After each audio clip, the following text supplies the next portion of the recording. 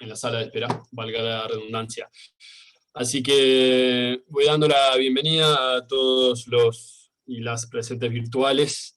Mi nombre es Emilio Alvarellos, uno de los profesores de la Cátedra de Fisiología, para aquellos que me están conociendo por primera vez.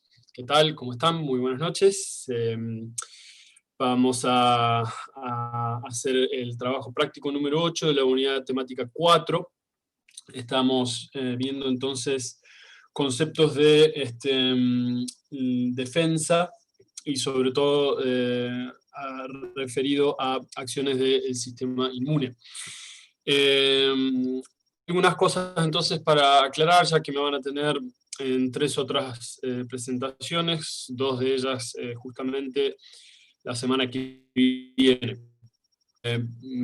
Voy a tener habitualmente las ventanas abiertas de la sala de espera y el cuadro de diálogo de chat, como para estar atentos si alguien por ahí se puede llegar a caer la transmisión y tener que volver a ingresar. Puede que esto se me pase por alto, así que si alguien me señala con el chat, me avisa y yo me doy dando cuenta y voy admitiendo, ¿sí? Por supuesto que puedo llegar a estar concentrado dando lo que hay que dar, así que un poco de paciencia ante este evento.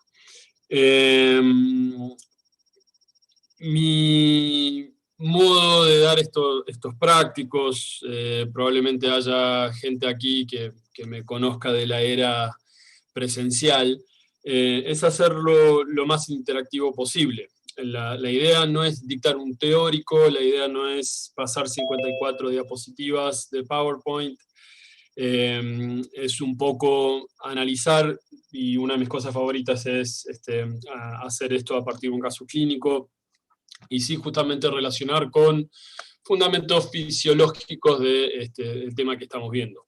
Algunos de los prácticos probablemente sí tengan un contenido más teórico y me base un poco a eso. Pero me gusta la interacción, sé que el modo virtual por Zoom no admite o permite que esto se desenvuelva de una manera dinámica.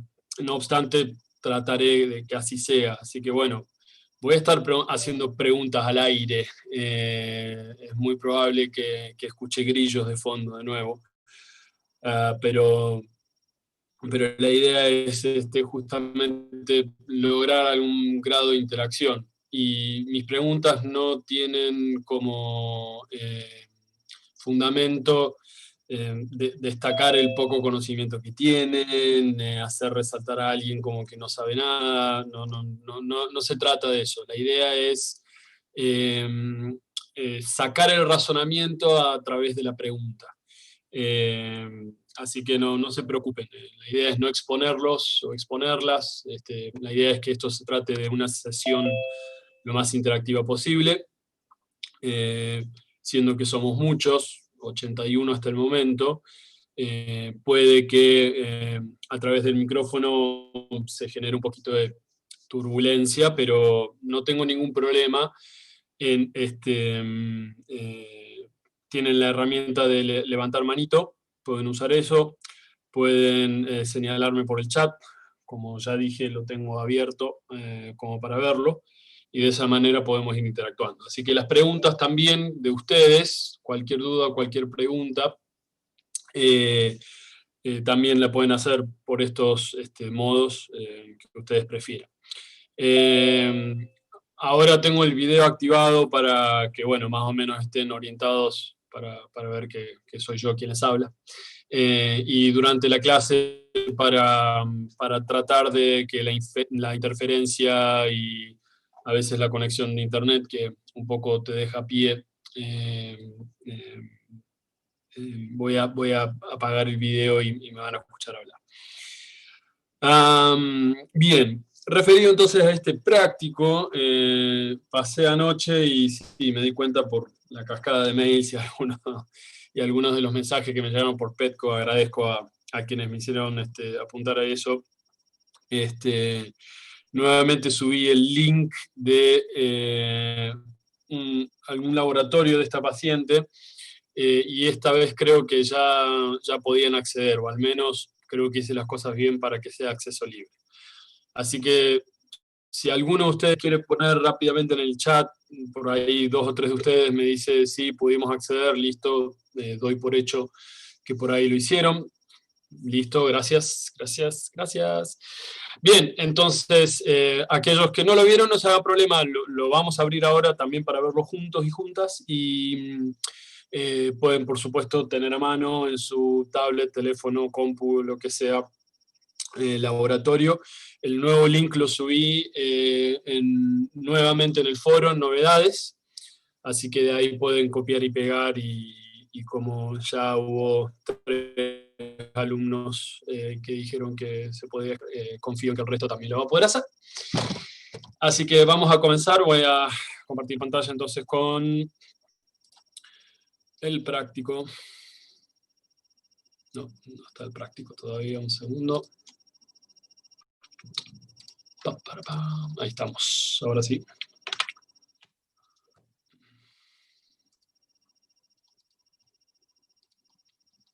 Bien, perfecto. Entonces ahí vamos a detener mi video. Mi audio está activo, así que me deberían escuchar.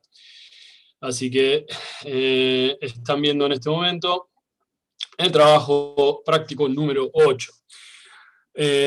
Ya han visto los objetivos, han tenido también tiempo para ver los artículos sobre este concepto que vamos a debatir o hablar no demasiado en profundidad.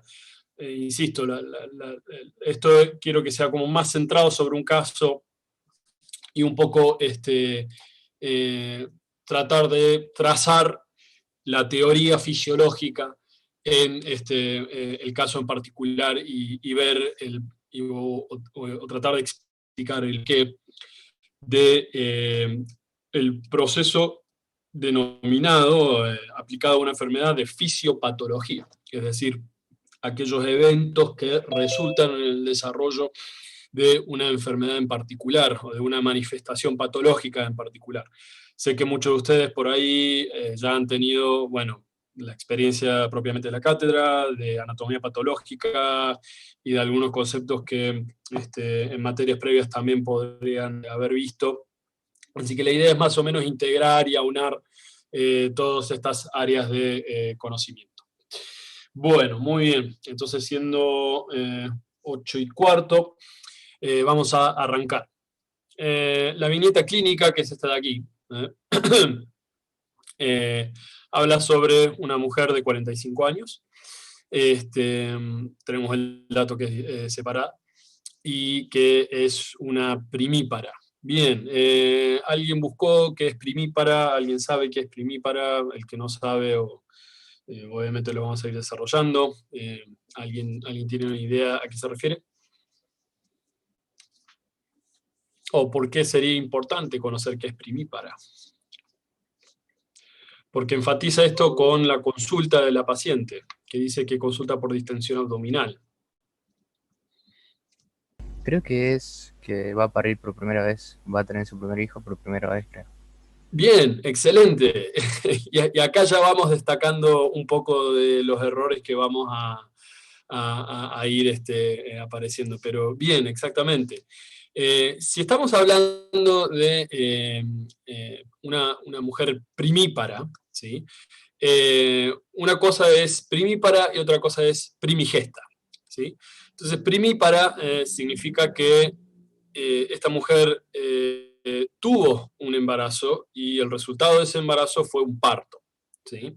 Eso sería lo que querría un poco decir en este contexto el caso clínico. Y muy bien para quien en el chat también puso el primer parto. Pero claro, se presta confusión. Parece y se presta confusión porque no está muy bien empleado en este contexto.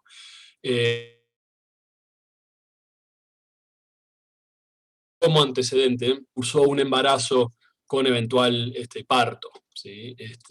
Porque pareciera que es como que estamos hablando de que la mujer que se presenta a la consulta está embarazada.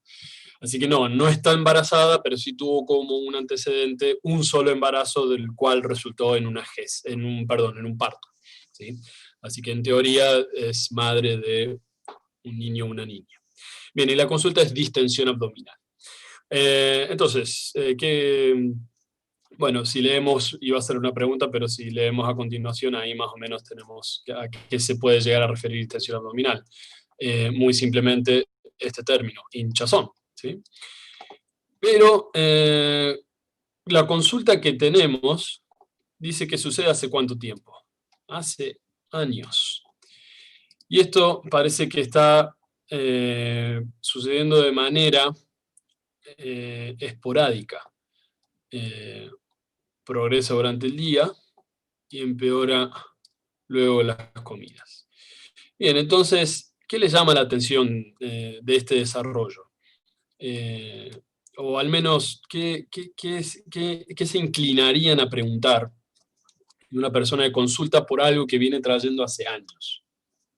¿Qué se les ocurre? Insisto, no hay respuestas correctas acá. La idea es que ustedes vayan pensando la concatenación de razonamientos que en el futuro no muy lejano van a empezar a utilizar. ¿Qué si le sucede de acuerdo a ciertos alimentos que consume? ¿Qué dieta lleva? Muy buenas preguntas, ¿sí? Entonces, si vamos a hacer énfasis sobre las comidas, está bueno preguntar sobre las comidas. Bien, preguntan o señalan si es algo crónico. Y dice que esto está sucediendo hace años. ¿Les parece que es crónico o agudo? Crónico. Crónico, sí, sin duda, ¿sí? Si es algo que lleva 2 semanas de evolución, sería interesante, ya que muchos pueden llegar a preguntar, e insisto, me pueden interrumpir con preguntas en cualquier momento. Entonces uno dice, y bueno, ¿y cuándo decimos que es agudo y cuándo decimos que es crónico?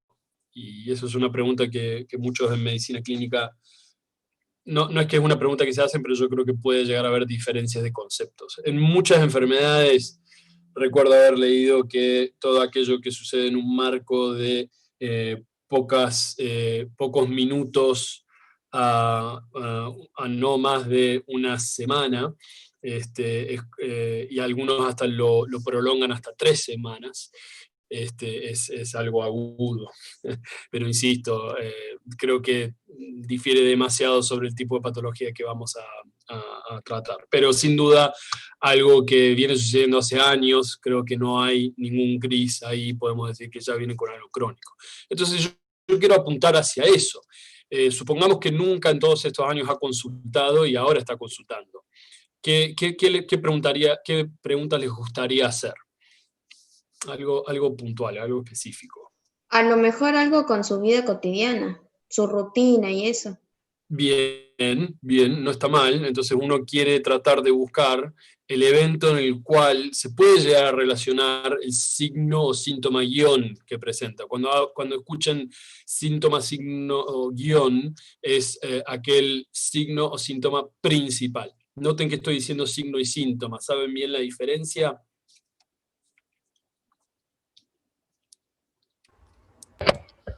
Un síntoma es lo que va a referir la persona, o sea, subjetivamente.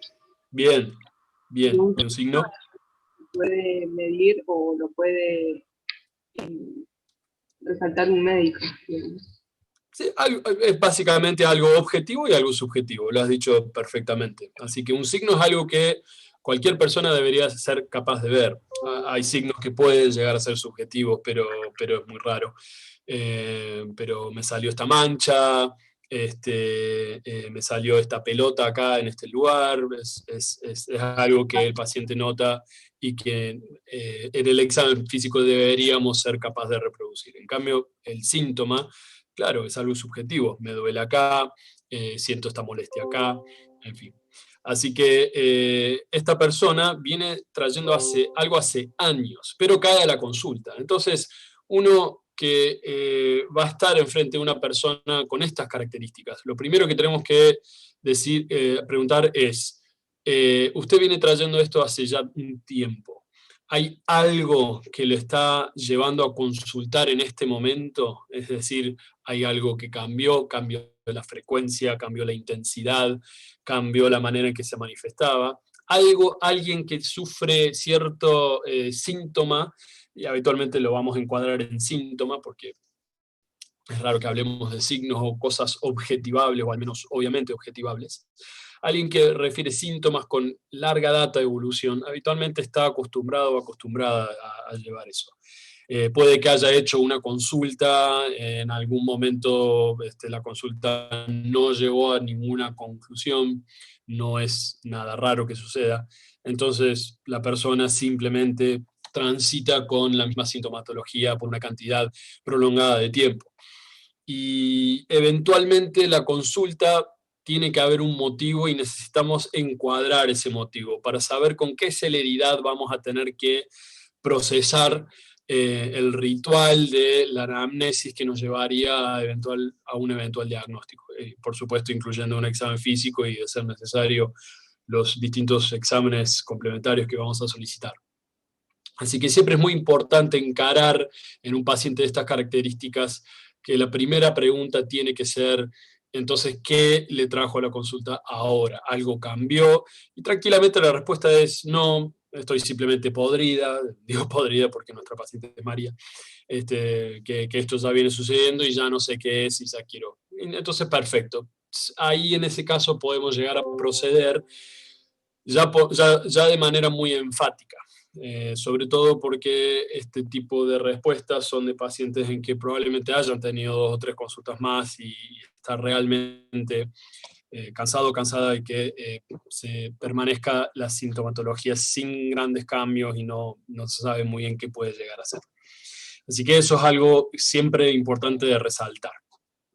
Bien, entonces sabemos que el abdomen se hincha y que empeora con las comidas. Entonces, algo que describe a continuación es algo muy importante que hay que preguntar, ¿sí? Entonces tenemos dolor y tenemos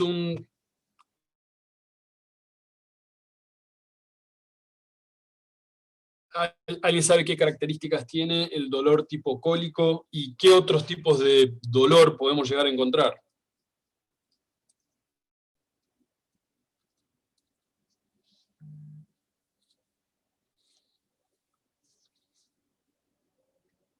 ¿Cómo es temporalmente hablando el dolor cólico?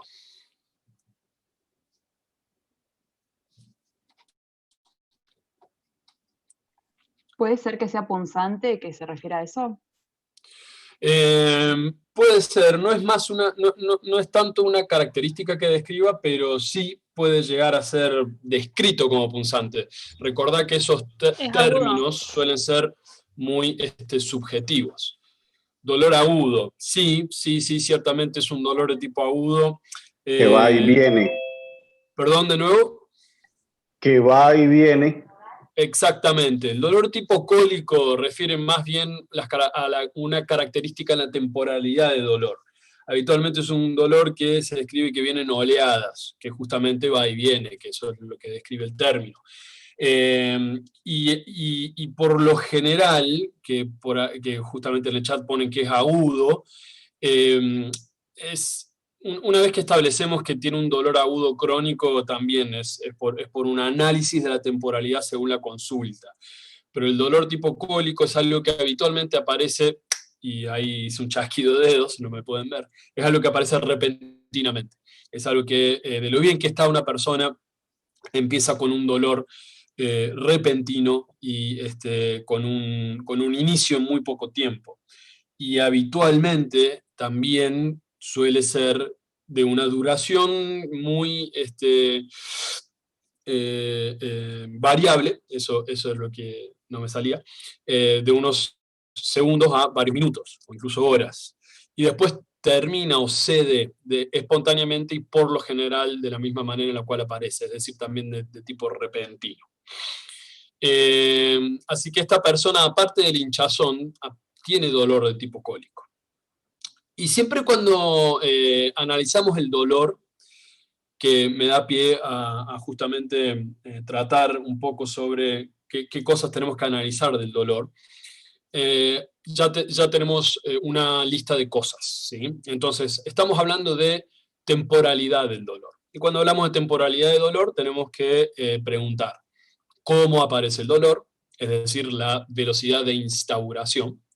Entonces es un dolor que comienza repentinamente, es un dolor que uno va sintiendo una leve molestia, la molestia se va haciendo un poquito más intensa, ya supera un umbral de lo que la persona considera dolor y habitualmente de ahí va aumentando en intensidad. Y la desaparición del dolor, ¿sí? Otra cosa que hablamos del dolor es sobre la intensidad. ¿Cómo solemos tratar de que el paciente nos comunique sobre la intensidad del dolor? ¿Cómo podemos preguntarlo? Pidiéndole que lo En califique. escala, profe. En escala, perfecto. Entonces, habitualmente usamos una escala del 1 al 10. Y tenemos que aclarar lo siguiente. Le decimos al paciente que en la escala vamos a asignar que 1 es prácticamente un estado sin dolor o prácticamente con una muy incipiente molestia. Y para que se aclare bien cuál es el extremo de la escala, habitualmente asignamos al 10 como el peor dolor que recuerde haber tenido en su vida el paciente, ¿sí? Así que eso habitualmente habla sobre qué tipo de dolor estamos acá enfrentándonos. Que por supuesto esto va a ser una escala subjetiva. No vamos a poder depositar o asignar patognomónicamente, y con esto me voy a referir a un ejemplo. No podemos decir que el dolor de la apendicitis siempre es de 7 para arriba. No sé. Hay pacientes que llegan con una peritonitis complicada y jamás ha tenido ni la mínima noción de dolor. Pero es útil para darnos una idea sobre un poco la urgencia que tenemos que hacer. Caso contrario, hay personas que o tienen un muy bajo umbral un muy alto umbral de dolor, y hay personas que tienen muy bajo umbral de dolor. Entonces, personas que creen que están teniendo el peor dolor de su vida probablemente sea también un poco de gas intestinal y no mucho más, ¿sí? Pero un poco nos hace circular un poco en esa área. Y lo más importante de la escala o de la utilización de la escala de dolor es que por ahí podemos hacer un seguimiento de dolor y sobre todo para ver ante el tratamiento que podríamos llegar a asignar si en esa escala el dolor va mejorando. Entonces, viene a la consulta un paciente con un dolor de 8 en 10, diagnosticamos, asignamos cierto tipo de medidas higiénico-dietéticas, tal vez algún tipo de tratamiento específico, y si lo volvemos a controlar podemos hacer un seguimiento que el dolor probablemente no desaparezca, pero al menos registramos que la intensidad disminuye. Y siempre hay que aclarar cuando estemos anotando esto que el paciente es quien manifiesta esa escala. Y también nos podemos valer de una escala visual, y esto lo utilizo mucho en pediatría. Yo soy cardiólogo infantil y a veces las consultas que muchas veces veo en mi práctica diaria son los dolores torácicos o del pecho, y habitualmente hay escalas en caricaturas, de caritas contentas hacia caritas felices y con lágrimas. Y vamos a preguntar a los padres cuál es la actitud del chico ante el dolor. Si tienen un cambio en su ánimo, en su gesto. Y esto es otro tipo de pregunta que vamos a hacer al adulto. ¿Qué tipo de limitaciones trae el dolor? Si la persona puede hacer sus actividades cotidianas y a pesar de tener cierto grado de dolor, no va a impedir que pueda manejar, sentarse, acostar. ¿Qué de las cosas cotidianas realmente les alarmaría que una persona manifieste que está interfiriendo el dolor que presente? ¿Caminar? ¿Perdón? Que no pueda subir una escalera, algo así. Hay personas que muy probablemente no tengan que subir ningún tipo de escaleras, así que eso por lo general es algo que no pueda respirar, exactamente, ¿sí? Un dolor que no le deja respirar, tenemos que ver, ¿sí? Tenemos que tratar de abrir los ojos y no demorarnos mucho en el tipo de evaluación que vamos a hacer. Bien, exactamente, que no pueda dormir. Eso es un dolor que también tenemos que tratar de estudiar, porque la persona que no duerme a causa de un dolor muy rara vez no va a caer a la consulta por años, ni siquiera meses o semanas. Y que no pueda caminar, lógicamente, eso también es algo que vamos a tener que ver, ¿sí? El que no pueda caminar de dolor es algo que va a traer también, así como el dolor que no deja dormir, una consulta que urge, ¿sí? Entonces, sabemos cuál va a ser la preocupación del paciente y estos son el tipo de cosas que no tienen que nunca dejar pasar. Dolor que impida caminar, dolor que impida dormir, dolor que le corta la respiración de tal manera, no menospreciar, no dejar de estar encima de aquel o aquella paciente que refiere justamente que el dolor afecte fundamentalmente estas tres cosas, ¿de acuerdo? Así que es algo que tienen que tratar de establecer.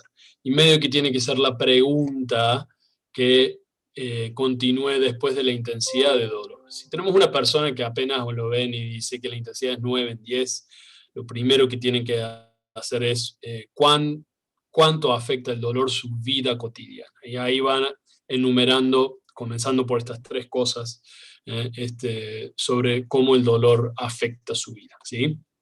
Bien, entonces estamos hablando sobre temporalidad, estamos hablando sobre intensidad, estamos hablando sobre cosas que el dolor puede llegar a dejar o mejor dicho, pueda llegar a interferir. ¿Qué es lo más importante que no estamos diciendo sobre el dolor? Porque acá dice que es un dolor tipo cólico, y como estamos hablando de episodios de hinchazón abdominal, no estamos preguntando algo obvio. ¿Qué es lo que preguntarían ante una persona que tiene un dolor? ¿En qué parte le duele? Exactamente, la pregunta más simple que podemos hacer, ¿dónde le duele? Entonces está bien, estamos infiriendo, pero acá que la omisión de cierto tipo de cosas que estamos hablando no es del todo por errores, simplemente es cómo hacer justamente una buena anamnesis sobre el dolor. Entonces, ¿dónde le duele? ¿Sí? Exactamente. El dónde le duele siempre puede llegar a ser una pregunta en que nos va a poner en aprietos, ¿sí? Así que tener mucha paciencia ante la gran variedad de respuestas que tiene el paciente.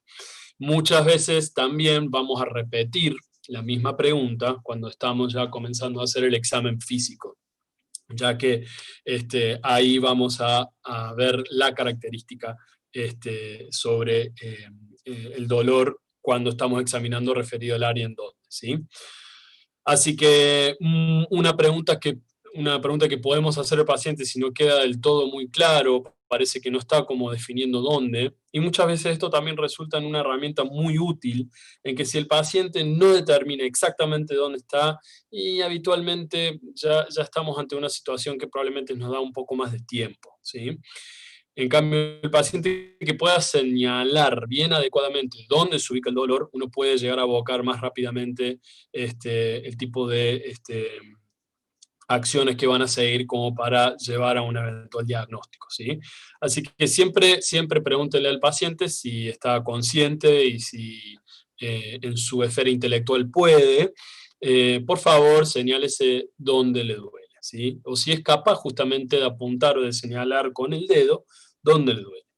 Y por ahí son pacientes que se van a señalar desde el cuello hasta la ingle, eh, y se pasan las manos por todo el cuerpo y bueno, ya ahí uno va diciendo, bueno, probablemente no sea algo demasiado urgente. En cambio, aquella persona que pueda puntualizar dónde, entonces es algo que podemos un poco centrar en nuestro caso hacia dónde se dirige. Bien, aparte de dónde y un poco relacionado a lo que ustedes conocen sobre un poco, bueno, no precisamente vías del dolor, pero sí probablemente las distintas centros de inervación en el cuerpo. ¿Qué otra cosa podemos llegar a preguntar sobre el dolor en cuanto a la ubicación?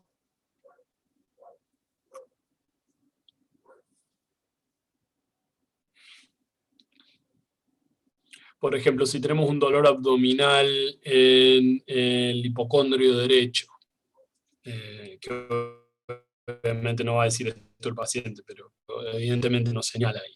Bien, exactamente, si se irradia o si se disemina, exactamente. Entonces, es muy importante ver si llegamos a tener este tipo de presentación en los cuales identificamos que anatómicamente el dolor comienza en un lugar y luego progresa a otro, por justamente el concepto de dolor irradiado, ya que muchas veces ante tantos síndromes dolorosos, uno pueda llegar a detectar los patrones de irradiación clásico de muchos síndromes que habitualmente tienen dolor. Por ejemplo, una lumbociatalgia, por compresión de las raíces que hacen al nervio ciático, muchas veces va a tener una localización de inicio que puede llegar a ser lumbar o sacro, y a veces se puede llegar a diseminar hacia el glúteo, hacia los genitales, detrás de la rodilla, en el talón, etc. ¿sí? Entonces esto muchas veces son patrones que podemos reconocer fácilmente y bueno, y algunos incluso son hasta muy, muy de urgencia, ¿sí? Sobre todo un dolor torácico agudo que habitualmente se irradia hacia la espalda, en ciertas personas con características y antecedentes, también puede llegar a ser aquel de una disección aórtica, que es cuando se despega la íntima endotelial de la aorta y puede llegar a una ruptura, ¿sí? Entonces, clásicamente este tipo de síndromes dolorosos lo van a ir viendo en los módulos de práctica clínica y semiología. Bien, y por último, vamos a preguntar sobre características que acá sí lo menciona y es muy importante. Vamos a preguntar al paciente si el dolor cede espontáneamente. Vamos a preguntar qué cosas habitualmente hacen ceder el dolor, qué cosas usted nota que ayudan a que el dolor se calme o disminuya o desaparezca del todo.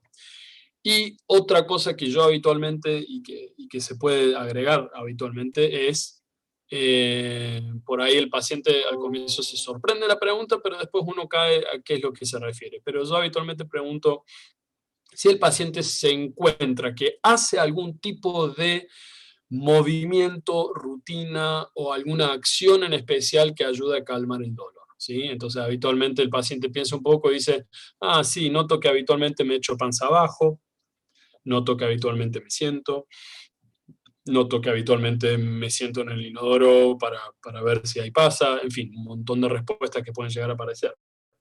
Y factores que calman, acá justamente como nuestra paciente, dice que calma con las deposiciones y cuando elimina gases. Entonces, eso por lo general, ¿a qué puede llegar a estar apuntando entonces? Entonces ahí vamos uniendo algunas piezas según lo que refiere. El dolor es tipo cólico, es decir, que aparece repentinamente, desaparece, sabemos por qué puede llegar a desaparecer o calmarse, pero que probablemente en el resto del día siga apareciendo. Y aparentemente con relación en las comidas, así que puede que desayune y al poco tiempo empieza con el dolor, después del almuerzo y después de la cena.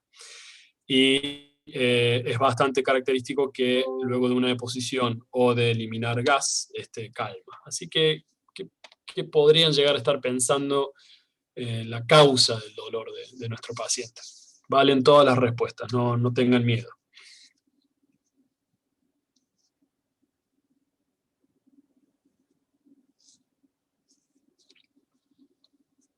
¿Se refiere a la enfermedad, profe? ¿Cómo? ¿Se refiere a la enfermedad que podrían estar teniendo? O sea, su pregunta. No necesariamente una enfermedad, sino que ustedes están analizando esto desde un punto de vista en que ya tienen cierto conocimiento de anatomía, algo de fisio que puede llegar a estar orientándonos a esto. Insisto, no quiero que den en la tecla ni que hagan un razonamiento fisiopatogénico, pero simplemente qué pueden llegar a pensar que está pasando, solamente según patología hepática, inflamación del intestino, problemas intestinales, biliar, todas respuestas correctas. Entonces, evidentemente esto se va a centrar, en algo de proceso abdominal, muy probablemente, o al menos sería algo a lo que tenemos que apuntar. Entonces un poco quería salir de esto, ¿sí? Problema de flora intestinal, sin duda. Es una hipótesis muy específica, pero sí, claro, eventualmente podemos llegar a que el problema sea de esa índole, sin dudas. Pero a lo que voy justamente que todos, o al menos gran parte de lo que han ido respondiendo, es que esto se puede llegar a ubicar más específicamente en el abdomen, ¿sí? Insisto, van a ver en semiología que no va a ser 100% abocado a esto, pero si ustedes hacen una buena anamnesis sobre el dolor y sobre todo esto, van a ser capaces de ubicar hacia otra cosa. Bien, y una cosa más sobre el dolor, que sería como medio la pregunta de cierre sobre el dolor. ¿Qué cosas pueden llegar a suceder junto con el dolor? Es decir, otros signos u otros síntomas acompañantes. Otros síntomas acompañantes es algo muy raro que suceda, porque el dolor es algo que va a predominar sobre todo. Es raro que uno, salvo que refiere a falta de aire, ¿sí? Pero por eso, entonces uno tiene que preguntar sobre ciertos signos específicos. Si la persona se pone pálida, si la persona comienza a transpirar mucho, si nota algún cambio, otro de la palidez, otro tipo de cambio en la coloración de la piel, y si va a tener sintomatología como dice acá, no va a referir episodios de diarrea, si tiene vómitos, si tiene mareos, si se desmaya por el dolor, ¿sí? Todo este tipo de cosas uno también tiene que tratar de anotar. Y sobre todo, si tenemos dolor abdominal, nunca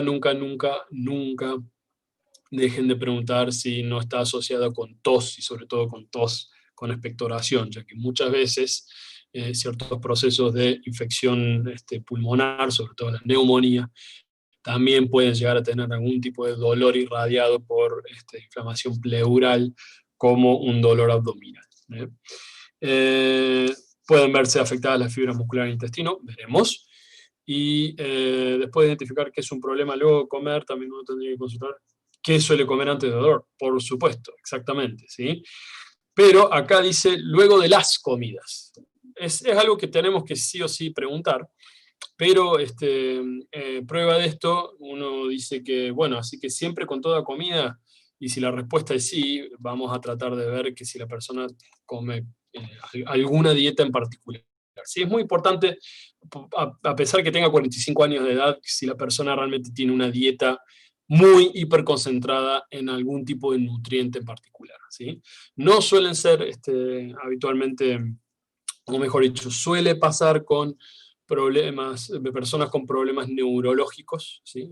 O algún tipo de problema en el desarrollo, del desarrollo cognitivo, claro está, que estamos hablando, que pueden llegar a enfocarse demasiado puntualmente en algún tipo de comida. Pero si estamos hablando de una persona que habitualmente no tiene este tipo de problemas, puede llegar a tener más bien una dieta general y variada. Bien. Entonces, cuando vamos al examen físico, vemos que la paciente se presenta lúcida, que está ubicada en tiempo y espacio. Insisto, esto habla sobre la esfera neurológica de la persona.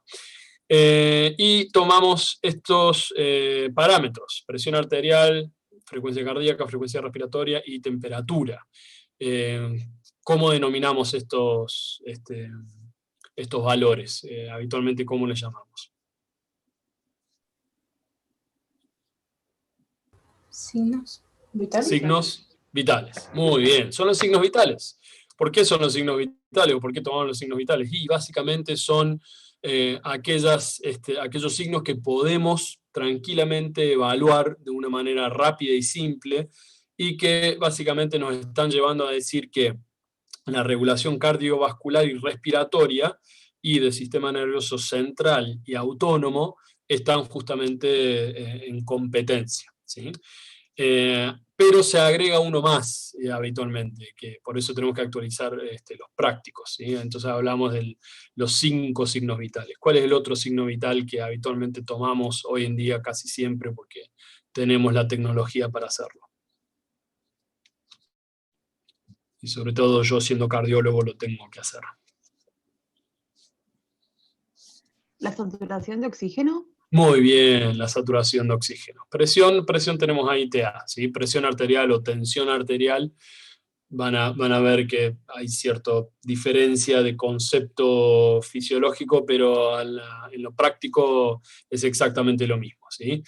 Así que sí, la pulsoximetría o la saturación de oxígeno habitualmente tiene que ser tomado en toda guardia, en todo paciente, sin importar qué tipo de manifestación o síntoma o signo presenta. Bien, ¿a alguien le preocupa? Bueno, vamos a agregar una saturación de oxígeno del 99%.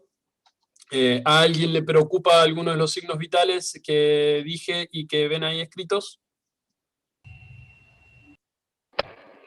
¿El peso no puede ser bajo? Ah, bueno, no llegamos ahí. Sí, muy bien. Entonces, perfecto. ¿A nadie le preocupa la temperatura, frecuencia respiratoria cardíaca y presión?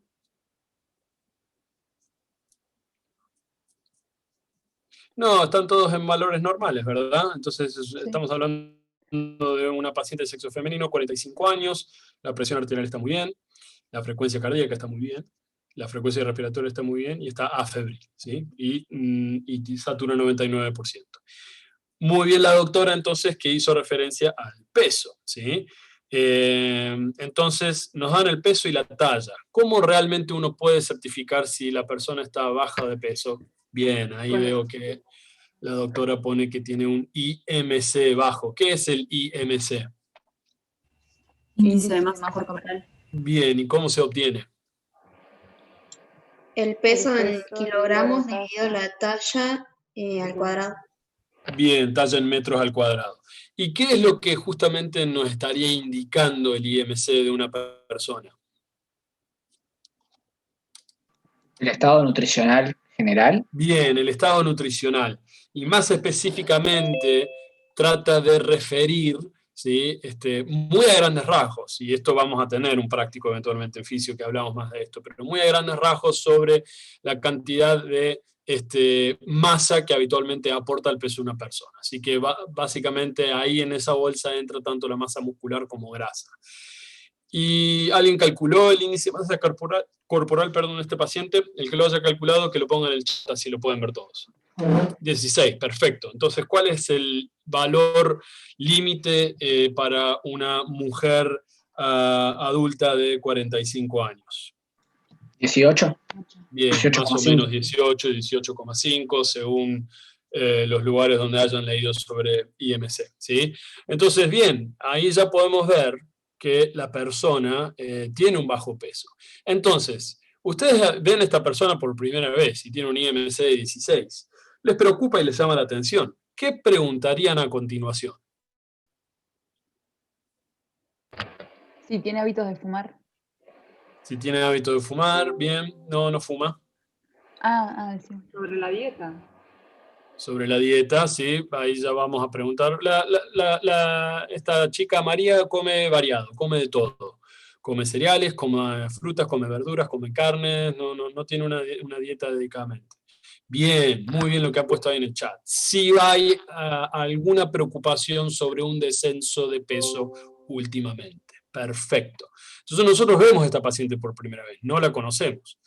Si hubiese tenido un índice de masa corporal 18, probablemente uno diría, bueno, está bien, es delgada.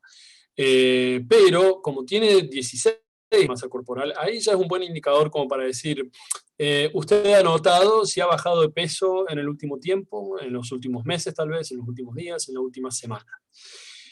Entonces, eso es muy importante, no solamente porque puede llegar a hablar de una condición abdominal, pero supongo que la doctora que preguntó si tiene un antecedente de tabaquismo es porque probablemente puede llegar a desarrollar algún tipo de patología crónica que coincida que en el proceso de esta patología uno puede llevar a un autocatabolismo, a una caquexia que se llama, que es justamente un estado hiponutricional debido a una patología crónica. Y estamos hablando de una sospecha, más específicamente, de qué tipo de patología creen que estoy hablando.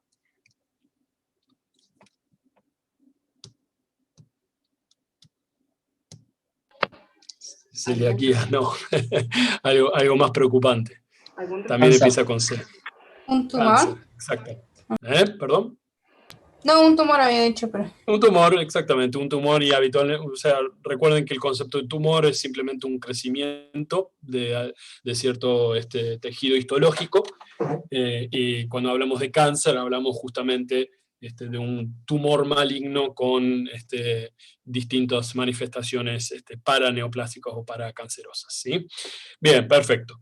Entonces ya tenemos que encuadrado en un muy posible proceso abdominal, en una persona que tiene cierto grado de desnutrición o malnutrición, me gusta más decir eso, y no presenta signos que pudo haber pasado recientemente si sospechásemos que esto acompaña a deposiciones diarreicas, por ejemplo. Entonces, ¿puede alguien bajar de peso secundario a una diarrea? Sí, Sí, me parece que sí. exactamente. ¿Sí? Alguien puede bajar de peso. ¿Por qué? Porque nosotros estamos hechos de Deshidratación. agua, así que si hay algo que podemos perder rápidamente es justamente nuestro contenido hídrico. Claro. ¿Sí? Y vaya que sí, uno lo puede llegar a perder con una diarrea de varios días o semanas de duración. Bien, pero no tiene diarrea nuestro paciente, tampoco tiene vómitos. Es una persona relativamente joven, se puede llegar a decir. ¿Qué otra cosa por ahí? ¿Por qué es importante entonces el tema de preguntar sobre la dieta? ¿Qué les estaría entonces preocupando a una persona que está en bajo peso o en malnutrición? ¿Con qué frecuencia se alimenta? Claro, exactamente. Tenemos que descartar si no hay algún tipo de anorexia. La anorexia no necesariamente estamos hablando del trastorno psiquiátrico, ya que justamente esto se denomina anorexia nerviosa. Pero podemos llegar a sufrir anorexia, es decir, una inapetencia que nos llega a o una anorexia, o si estamos comiendo poco, esto se llama hiporexia, ¿sí? Entonces, por ahí la persona no se está dando cuenta que esto también está sucediendo. Y por ahí si nosotros lo rescatamos en la anamnesis, puede que se dé cuenta como que sí, la verdad que he estado comiendo menos. Bueno, muy bien. Entonces, el examen físico no tenemos ningún dato sobre lo que es a lo que refiere el dolor, pero vamos a indudablemente hacer un examen físico completo por sistemas y vamos a centrarnos específicamente en el abdomen. Si tenemos dolor abdominal y nuestra paciente nos señala que está más bien en el epi o hipogastrio, ¿por dónde van a empezar a examinar o a palpar? Sobre la zona del hígado, o sea, empezar por esa parte. Referido siempre a un área de dolor que la paciente o el paciente señale, siempre tiene que comenzar a hacer el examen lejos del área de dolor que la paciente manifieste. Entonces, de esta manera uno no sesga, ¿sí? O se auto sabotea, si se quiere usar esta palabra en el examen físico, para tratar de ver qué es lo que puede llegar a desencadenar el dolor. Así que vamos a ir por los flancos, por las fosas ilíacas, tal vez el hipocondrio en este caso. Y si toda esa área no manifiesta nada, vamos entonces a ir al área del dolor, ¿sí? Entonces lo que encontramos en el examen físico es que tenemos un abdomen marcadamente hinchado, ¿sí? Porque es una persona muy delgada, vemos que tiene las extremidades delgadas, la cara, el rostro delgado, no tiene acumulación típica de un exceso de tejido graso subcutáneo en áreas donde puede llegar a notarse la mujer, tanto en las caderas o en la zona pubiana, pero sí realmente llama la atención cómo tiene un abdomen distendido, ¿sí? Así que cuando presionamos el abdomen, es un abdomen, nos vamos a encontrar con un abdomen blando o duro.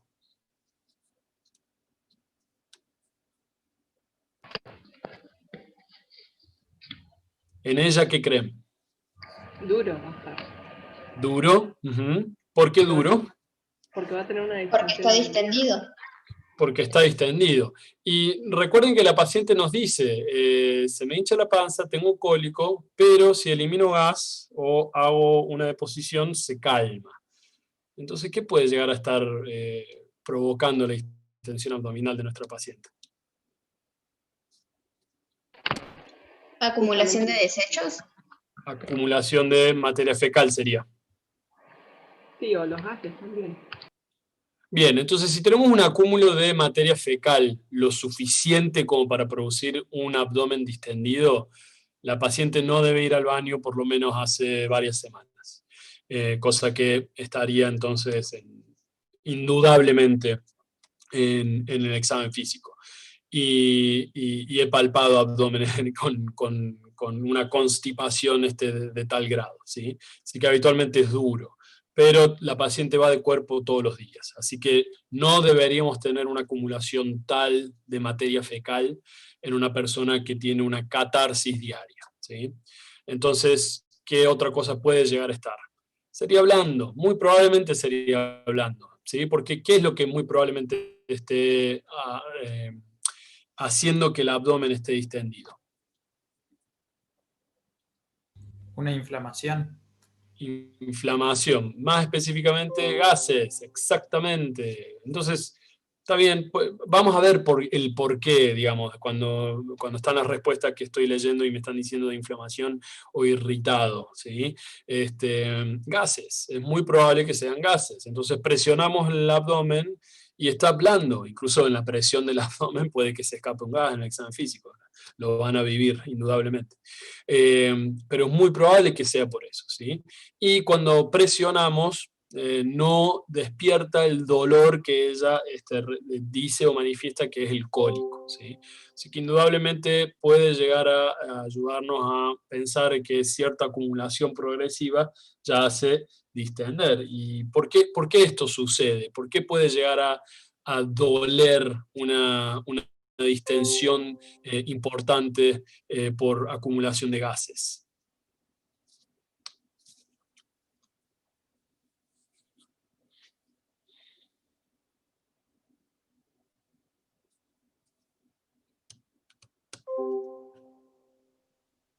Porque distiende las paredes del intestino.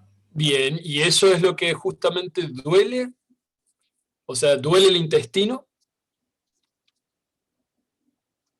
Compresión de órganos. No. Presión de nervios. Tiene algo que ver con los nervios, pero ¿de qué? ¿De qué? ¿De qué específicamente? Sí, se distiende el intestino. ¿El intestino qué es lo que habitualmente estira? ¿Qué rodea el intestino? ¿El peritoneo? Bien, doctora, peritoneo, ¿sí? Entonces, cuando el peritoneo visceral, es decir, toda la capa serosa de nuestro peritoneo que recubre íntimamente los órganos e incluidos los órganos, tanto el intestino delgado como grueso, cuando llega a tal punto de afectar o estirar el peritoneo parietal, ahí es cuando justamente comienza el dolor, ¿sí? Así que el intestino en sí no duele, pero comienza a distenderse de tal punto cuando el peritoneo parietal, que está ricamente inervado, comienza justamente a padecer. Y esto sucede con cualquier proceso inflamatorio intraabdominal, ya sea de inicio intestinal, el dolor de la apendicitis es por exactamente lo mismo, ¿sí? La irritación peritoneal, y eso es lo que justamente causa el dolor, ¿sí? Entonces, habitualmente cuando se estira, se hincha, se hincha, se hincha, se hincha, ya llega un punto en donde aparece el dolor y habitualmente de tipo cólico, como típicamente manifiesta nuestro paciente. Bien. Así que el abdomen es blando y no doloroso, ¿sí? Entonces, tenemos que salir corriendo a pesar de todo lo que manifiesta nuestra paciente. Básicamente vamos a diferenciar a nuestros pacientes en aquellos que tenemos que actuar sí o sí, lo más rápido posible, o una paciente en que probablemente ya estemos más o menos definiendo qué puede llegar a hacer y le podemos pedir estudios para que se los haga con tiempo de manera ambulatoria. ¿Qué creen que es la situación de nuestra paciente. O sea, tenemos que ingresarla para estudios, o tenemos que decir, tenemos que hacer más pruebas, vaya haciendo esto y esto y esto, y vuelva en 2 semanas cuando tenga todo.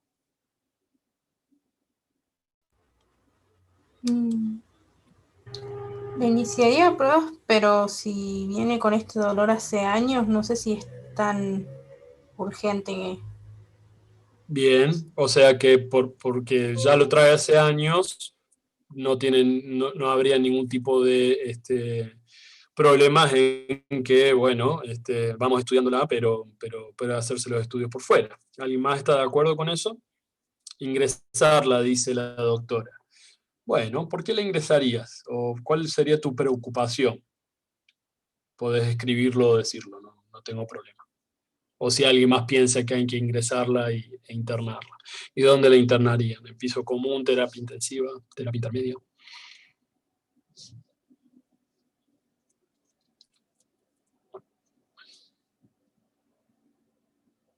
Es muy importante lo que mencionó su compañera recién que hablaba. Es una persona que trae estas manifestaciones hace años. Es muy probable que lo siga teniendo y es muy probable que, ya que no consulta porque algo cambió, simplemente está harta que le siga pasando esto y nadie le ha podido dar en la tecla que es, ahora la vemos y la analizamos y tiene signos vitales normales, no tiene lo que se llama señales de alarma, y esto es algo que habitualmente en su práctica van a escuchar, señales de alarma sobre el tipo de manifestaciones que tiene. Es decir, que por el tipo de dolor no parece ser un proceso que tengamos que meterla en un quirófano inmediatamente, o tener que hacer un estudio porque puede llegar a tener un proceso maligno, ¿sí? Entonces es muy probable que podamos decir, evidentemente esto es un padecimiento patológico y vamos a tener que hacer cierto tipo de estudios. Y es lo que eventualmente se realiza. Entonces tenemos un coprocultivo. ¿Qué es un coprocultivo? Es un pedido de materia fecal durante una semana. No necesariamente, no necesariamente. Ah, claro, también puede ser una deposición fresca, digamos. Exactamente, exactamente. Entonces, y también lo han puesto en el chat. Habitualmente cuando se habla de coprocultivo, es un cultivo de la materia fecal o un cultivo de heces para buscar patógenos en la materia fecal, y habitualmente patógenos ¿de qué tipo? Bacterias. Bacterias y Y parásitos, no parásitos. ¿no? Porque ese es pisaron el palito, perdón. Ese sería coproparasitológico. Y ahí sí claro. se recoge la materia fecal típicamente por un número de días. Hace mucho, mucho, mucho tiempo que no pido un coproparasitológico. No sé si es materia fecal por una semana. Imagínense lo que pueden llegar a dejar en el laboratorio de parásitos, ¿no? Qué espanto. Pero creo que es por lo menos 3 días, me parece. 5 a 7 días, lo estamos viendo 5 a en 7 litro. días, Dios mío, Sí. qué suerte que no he hecho laboratorio de parásitos. Bueno, habitualmente, ¿por qué? Porque como los parásitos tienen distintos estadios evolutivos, muchas veces es muy difícil encontrar un parásito en una sola deposición, ¿sí? Así que el coprocultivo habitualmente se buscan elementos bacterianos que normalmente la materia fecal tiene bacterias, ¿sí o no? Sí. Sí, claro que sí, un montón de bacterias, porque proviene del intestino, que tenemos justamente nuestra flora intestinal, como un compañero ya decía antes. ¿Por qué no se pide coproparasitológico? Porque la persona que describió este examen lo omitió, pero sí, muy bien la doctora, obviamente, yo también le hubiese pedido un coproparasitológico, sin dudas, sobre todo si hubo algún antecedente de un viaje, la paciente fue al África y volvió y empezó con estos síntomas.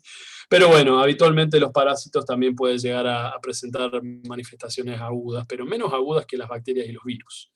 Entonces sí, hay normalmente bacterias en la materia fecal, así que habitualmente tenemos que hacer lo que se llama o conteo de colonias, como para ver si una bacteria está patológicamente mayor número que lo que habitualmente podemos llegar a encontrar, o si tenemos bacterias que habitualmente no están en la flora intestinal y que la presencia de esta en materia fecal ya determina que está con un proceso patológico intestinal. Y virus, habitualmente no debemos encontrar ningún virus en la materia fecal. Bien, glucemia entonces todos saben qué es. Sí, glucosa en sangre.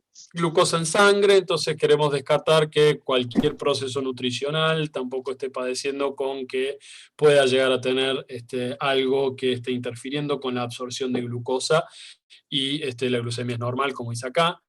Creatinina, ¿saben lo que es? ¿O para qué se pide?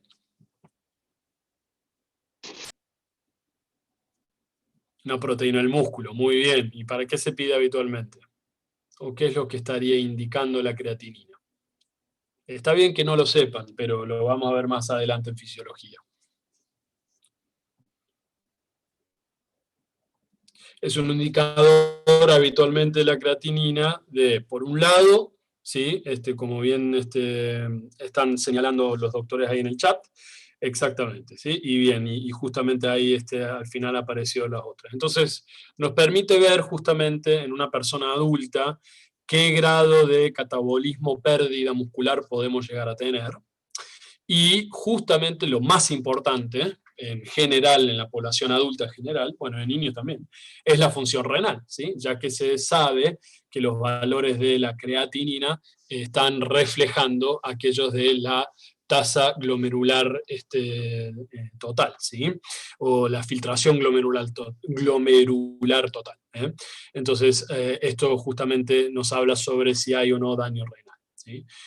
Los riñones participan en un gran número de ciclos metabólicos y sobre todo tiene el gran rol del balance hídrico en una persona, así que también es justamente algo que interesa en este paciente. Y también pedimos calcio y fósforo, que también son indicadores de tasa metabólica reabsortiva en una persona que estamos indicando alguna malnutrición. Bien, ahora vamos a el laboratorio del hemograma. ¿Ven todos ahí el laboratorio? Bien. Entonces, tenemos que tiene un conteo de rojo de 3 millones y un hematocrito de 29%. ¿Cómo están estos valores? Ahí pueden tener el machete del PDF que les dejé con los valores normales. Disminuidos. Están disminuidos. Bajos. Entonces, pasamos a la hemoglobina, que está en 10 gramos por decilitro. ¿Cómo está el valor de la hemoglobina? Disminuido también. Bien, y tuvieron hace poco el laboratorio de eritro, ¿verdad? ¿Cómo está la eritrosedimentación? No.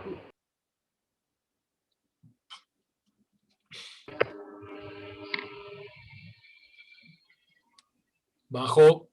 ¿Es bueno tener una eritro baja? Sí, ¿Por qué no está? ¿Sí? La eritro es baja, habitualmente no está elevada. ¿Esto qué nos está indicando? ¿Que es un proceso, que hay un proceso agudo en proceso? Valga la redundancia. No, entonces la paciente no está probablemente teniendo ninguna infección activa o un proceso proinflamatorio agudo activo, ¿sí? Entonces, tiene glóbulos rojos bajos, tiene hematocrito bajo y tiene hemoglobina baja. Entonces, ¿qué tiene nuestra paciente? ¿Anemia? Anemia, perfecto. Y ahora tenemos estos denominados índices hematimétricos. ¿Para qué sirven en una paciente con anemia? ¿Qué es lo que nos puede llegar a mostrar? Para ver cómo es la forma del glóbulo rojo.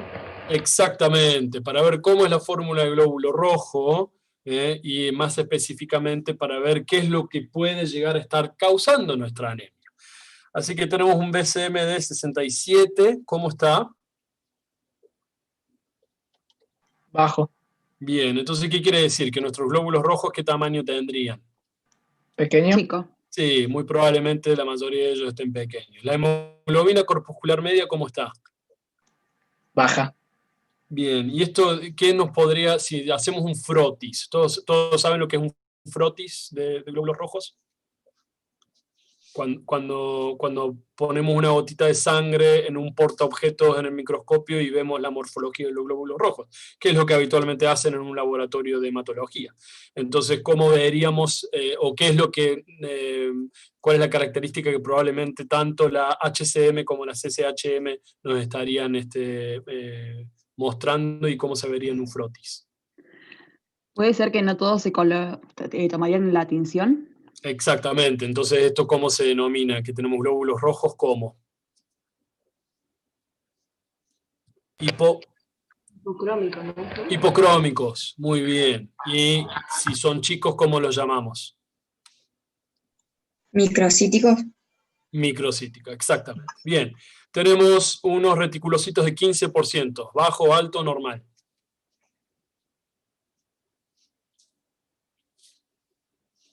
¿Qué son los reticulocitos? Comenzamos por ahí. ¿Alguien ¿No son sabe? células inmaduras? ¿Perdón? ¿Células inmaduras puede ser? Que ¿Qué no tipo de están- células inmaduras? Inmaduras está bien, células es medio general. Eritrocitos. Eritrocitos inmaduros, exactamente. Exactamente, el estadio de maduración previo al eritrocito. ¿Y qué característica histológica tiene, microscópica? ¿Cómo lo diferenciamos del glóbulo rojo maduro? ¿Que presenta núcleo? Muy bien, tiene núcleo. Entonces los reticulocitos de este frotis de la paciente tiene 15%. ¿Está bien ese valor? No, es muy alto. Es alto. Entonces, ¿qué quiere decir eso?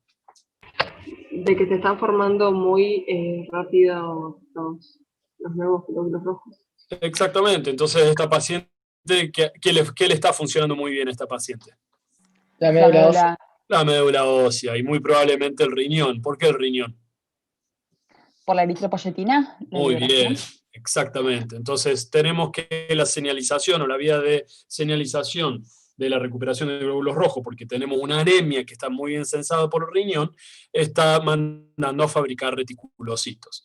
Y ahora agregamos esto también, porque tenemos cierta sospecha abdominal, tenemos una paciente malnutrida, entonces uno de los elementos que más se encuentran biodisponibles en nuestra alimentación y que toda persona debe tener muy bien es aquellos que hacen el metabolismo del hierro y la vitamina B12. Entonces tenemos una ferremia de 18 microgramos por decilitro. ¿Cómo está eso? Bajo. Bajo. Bueno, ahí tengo una respuesta elevado bajo. Doctora, no puede poner los dos, tiene que poner uno solo. Pero tengo dos bajos acá. ¿Están todos de acuerdo? Bien, la ferritina. ¿Qué es la ferritina?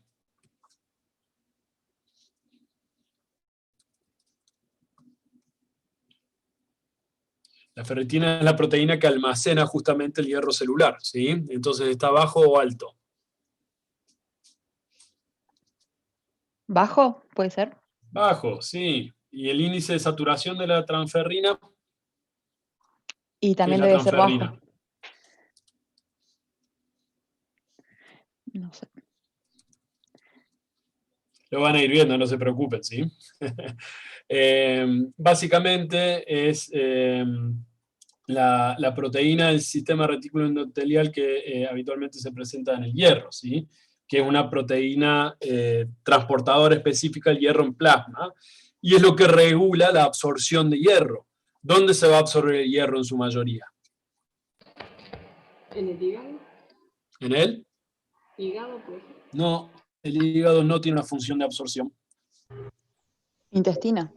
Muy bien, el intestino, exactamente. Entonces está todo bajo el hierro, ¿sí? Y el índice de saturación de transferrina, es decir, la transferrina está prácticamente al cohete, no está trasladando nada porque no le llega, ¿sí? Todo lo que se absorbe en el intestino habitualmente va por lo que se llama la...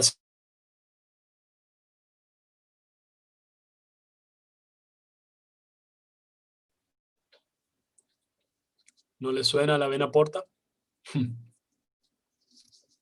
el hígado, ¿sí? Sí. Entonces en el hígado está la transferrina ansiosa, esperando algo de hierro, pero no está saturada, no está haciendo nada. Entonces, ¿a dónde estaría el problema de hierro de esta paciente? El intestino. En el intestino, muy probablemente. ¿Y tenemos síntomas compatibles con que puede llegar a haber un problema intestinal? La distensión también. Sí, ¿no? Entonces tenemos mucha distensión, tenemos mucha molestia, tenemos algo que no está cuadrando y que encima está previniendo la absorción de hierro. ¿Tiene algo que ver con los valores de la anemia? Sí, tiene algo que ver. Entonces, ¿cómo se llama esta anemia con nombre y apellido?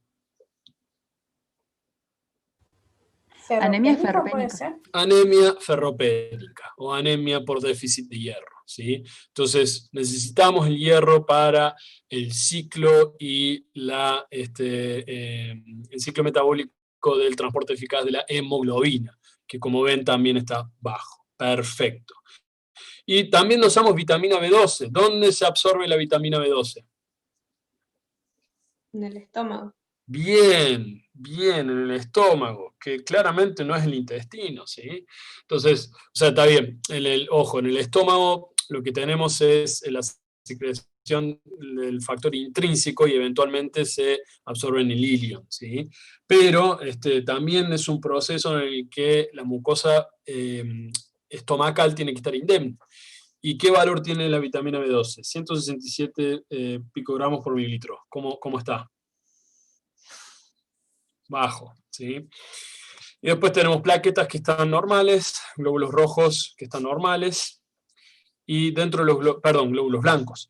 Y dentro de los glóbulos blancos tenemos lo que es la repartija de la fórmula, ¿sí? Todo también dentro de cierto valor de normalidad. Bien, entonces tenemos un laboratorio en que tenemos una anemia ferropénica y tenemos un déficit de vitamina B12, y tenemos que los valores del hepatograma que nos había dicho, o creo al menos que también figuraba por ahí, que eran normales. Entonces muy probablemente tenemos algún problema intestinal, y muy probablemente algo específico en el intestino que no esté absorbido. Tenemos buen hierro, sabiendo que nuestra paciente consume una dieta adecuada en este tipo de nutrientes. Entonces, ¿qué es lo que hacemos a continuación? Se solicita un anticuerpo llamado antitransglutaminasa inmunoglobulinada, es decir, que se hace un dosaje de inmunoglobulina A para la transglutaminasa. ¿Qué es la transglutaminasa? ¿La han buscado?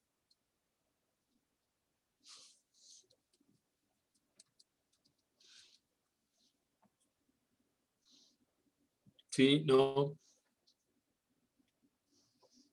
No. Bien. Bueno, entonces, las transglutaminasas, ¿sí? Es una enzima, ¿sí? Que lo que va a hacer prácticamente, va a catalizar, ¿sí? La formación de los grupos de residuos de la glutamina, ¿estamos? Para que esto se desdoble en aminoácidos que muchos de ellos son esenciales, como la lisina o la glutamina, que justamente por eso tiene también su nombre. Entonces, ¿dónde podemos llegar a encontrar esto? ¿Sí? ¿O en qué tipo de alimento es predominante? ¿En las carnes? No. Carnes. Bien. Pescado. Perfecto. ¿Cómo? Pescado. El pescado. Sí, muy bien. ¿Alguien tiene uno más? Bueno, entonces, más específicamente para la IgA, la transglutaminasa tisular, ¿qué es lo que nosotros queremos tratar de detectar acá? ¿O qué específicamente de proceso intestinal podemos llegar a estar queriendo descartar acá? ¿Puede ser lo que se había dicho de la celiaquía? Claro, exactamente. Entonces, esto da un resultado positivo, que dice que es mayor a 100 unidades mililitros para una referencia menor de 8. ¿Sí? Entonces, ¿qué quiere decir esta paciente? Tiene una buena cantidad de inmunoglobulina A antitransglutaminasa. ¿Y por qué está sucediendo esto?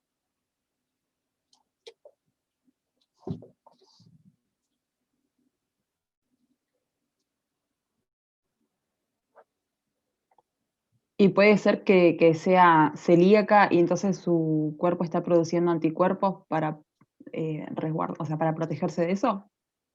Exactamente, ¿sí? Y eso es lo que justamente pasa. Entonces, ¿cómo se asocia todo esta... ¿Cómo?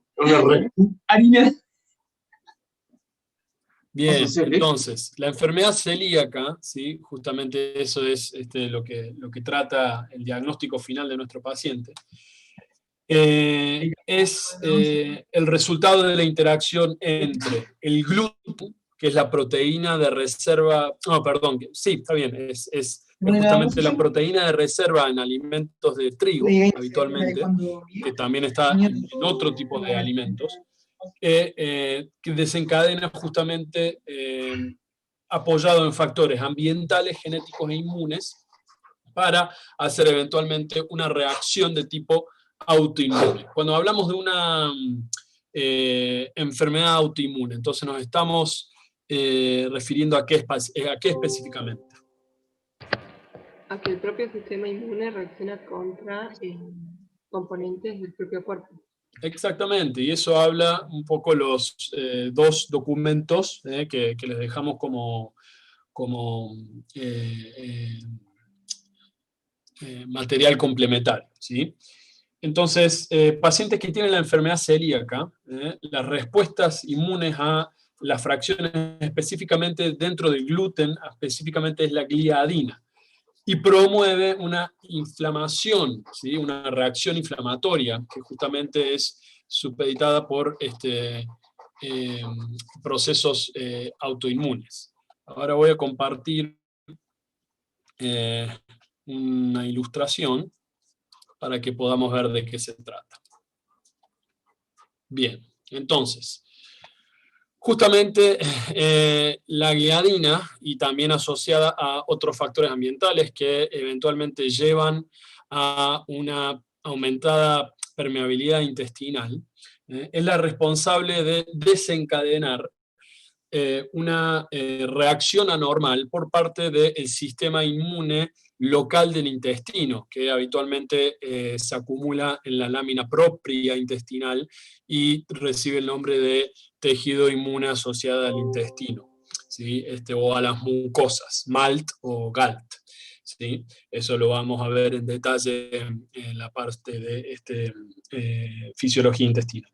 Entonces, la respuesta va a ser mediada tanto por los sistemas inmunes innatos y adaptativos. La respuesta adaptativa está justamente mediada por las células T CD4 positivas en la lámina propia, la que se encuentra aquí, que justamente va a ser la responsable en reconocer, ¿sí? Estos pequeñas cadenas de aminoácidos, los péptidos de gliadina, que van a estar unidos a las moléculas del complejo mayor de histocompatibilidad, que se encuentra aquí, más específicamente tipo DQ2, ¿sí? Y acá está justamente el factor genético, por lo cual tenemos tres tipos, al menos, o tres condiciones que se tienen que dar para el desarrollo de enfermedad celíaca. La hipersensibilidad al gluten, factores ambientales que van a acompañarlos y que van a hacer que justamente la permeabilidad intestinal permitan que la gliadina llegue a la lámina propia, y a la expresión de complejos del complejo mayor de histocompatibilidad, ¿sí? Todo esto es lo que se tiene que aunar para que eventualmente se desarrolle la enfermedad celíaca y llega a su punto más extremo, que ahora vamos a ver cuál es, ¿sí? Estas moléculas del complejo mayor, tanto DQ2 o DQ8, de las células presentadoras de antígeno, va a ser presentada a la célula T. La célula T, recuerdan que es justamente la encargada en producir la respuesta ante un antígeno, la respuesta antigénica, gracias al receptor de la célula T. Y la célula T justamente va a producir las citoquinas proinflamatorias, y habitualmente la que más se encuentra asociada a la respuesta inflamatoria, o la mayor generadora de la respuesta inflamatoria en este caso, va a ser el interferón gamma, ¿sí? Entonces, esto básicamente es la cascada inmunogenética y autoinmune que va a eventualmente desarrollar. ¿qué es lo que habitualmente termina, o cuál es la cascada final que va a realizar el daño más importante en enfermedad celíaca? Estas metaloproteinasas y otros mediadores que dañan el tejido, que justamente van a inducir primero a la hiperplasia de las criptas intestinales, que esto va a sobreproducir enzimas locales intestinales, y a la atrofia vellositaria. Fíjense cómo acá tenemos una gran cantidad de vellosidades intestinales y acá es muy poca. ¿Qué pasa si tenemos una atrofia vellositaria en el intestino? ¿Qué es lo que va a pasar ahí? Buena absorción. ¿Cómo? No hay buena absorción en esta No hay región. buena absorción. Lo que justamente hace que el intestino tenga esa gran capacidad absortiva es la presencia de esta gran cantidad de vellosidades que elevan a la cuarta, quinta, sexta parte la superficie de absorciones que tenemos que tener para cada uno de nuestros nutrientes esenciales. Nuestra paciente tiene ya un punto de atrofia vellositaria que no puede absorber entre tantos nutrientes el hierro y la vitamina B12. Aquí vemos un corte histológico donde tenemos un duodeno normal y cómo es la mucosa, bien las vellosidades y habitualmente un alto contenido eosinófilo. En cambio acá tenemos una mayor proliferación de criptas, mayor cantidad de secreción, porque tenemos una inducción a la secreción, y una mayor presencia basófila. ¿Por qué tenemos una mayor presencia basófila acá, en el intestino enfermo? ¿Por las citoquinas que son liberadas? No por las no precisamente por las citoquinas. ¿Quién libera las citoquinas? El linfocito. Los macrófagos. Los linfocitos, exactamente. ¿Sí? Está lleno de linfocitos los linfocitos. atraen. Lleno de linfocitos. Y por eso el contenido de la lámina propia está justamente enteramente basófila. ¿Sí? Entonces, como para preguntar que preguntaba su compañera, los factores que tienen que ver son justamente predisposición genética, factores ambientales y la presencia de la hipersensibilidad al gluten, ¿sí? Más específicamente aquellos que, de los factores genéticos que ya dijimos del complejo mayor de histocompatibilidad de Q2 y de Q8, ¿sí? ¿Qué factores ambientales habitualmente se han reconocido por estudios epidemiológicos? La introducción del gluten de modo muy temprano, es decir, en aquellos que comienzan a comer comida en gluten a partir de los 3 o 4 meses de vida. Habitualmente se demora o se retrasa la introducción del gluten en la dieta al 7º o 8º mes de vida. Hay un rol muy importante en la leche materna, en el amamantamiento, aquellos que no han sido alimentados a leche materna en los primeros meses de vida también lo pueden llegar a desarrollar. La recurrencia en las infecciones gastrointestinales, sobre todo aquellos virus que pueden llegar de manera recalcitrante y una y otra vez producir infecciones intestinales, también pueden llegar a alterar el funcionamiento de el funcionamiento normal de absorción y de secreción de la mucosa, ¿sí? Así que estas cosas pueden llegar a aparecer. La enfermedad celíaca es una enfermedad que cada vez se está diagnosticando más, tiene una prevalencia muy grande, sobre todo en nuestro continente y en aquellos áreas de la denominada civilización occidental.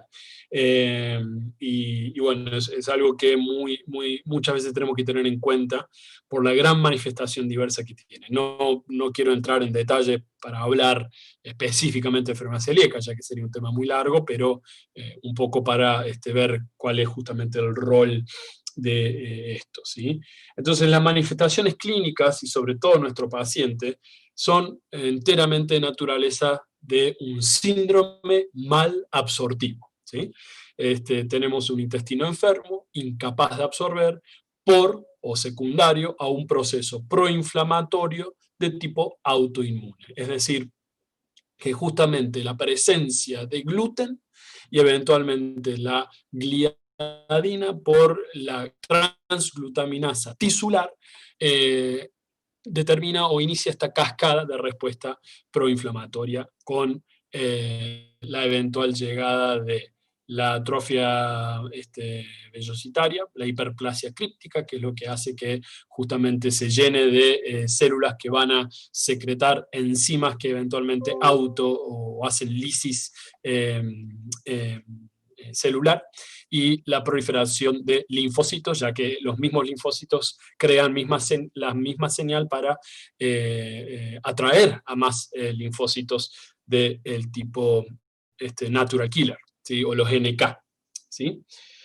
¿Cómo lo diagnosticamos entonces? Justamente con la presencia, ¿sí?, de estos anticuerpos que habitualmente se dirigen contra la gliadina, y esto se conoce como el test serológico, y los test de anticuerpos más sensibles. ¿Qué quiere decir cuando hacemos un test sensible? Que justamente el test nos va a dar el diagnóstico con una muestra localizada mínima y con un margen de error en cuanto a la aparición de esto muy bajo, ¿sí?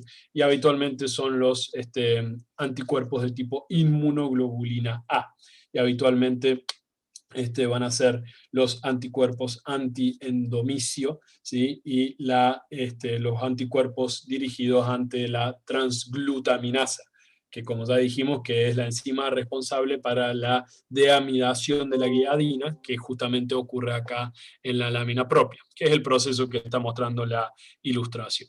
¿Sí? Esto no lo tienen que aprender así tal como lo estamos diciendo, pero lo que estamos hablando es cómo todo va desde un proceso a nivel molecular, a nivel histológico, a nivel de órgano, y qué manifestaciones clínicas va a tener en un paciente que presentó a la consulta con distensión abdominal y de dolor tipo cólico. ¿Estamos?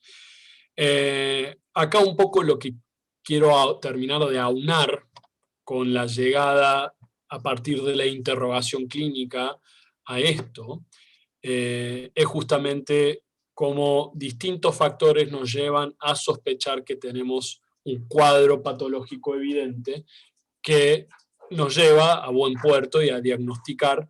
¿Y para qué sirve el diagnóstico?